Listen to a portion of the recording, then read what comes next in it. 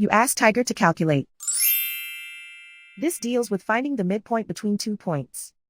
The midpoint between the 2 points is 17.5, negative 19. Let's solve it step by step.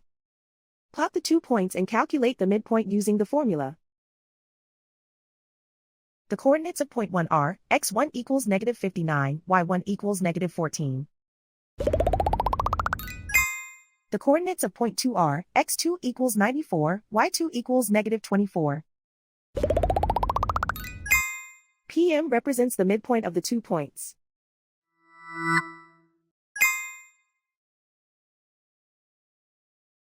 Use the x values in the midpoint formula to find the midpoints x. x1 equals negative 59. x2 equals 94.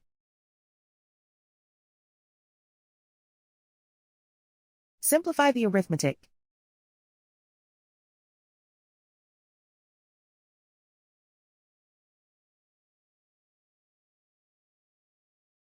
Use the y values in the midpoint formula to find the midpoints y.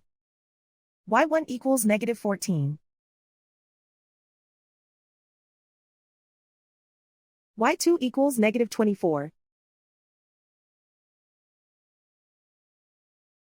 Simplify the arithmetic.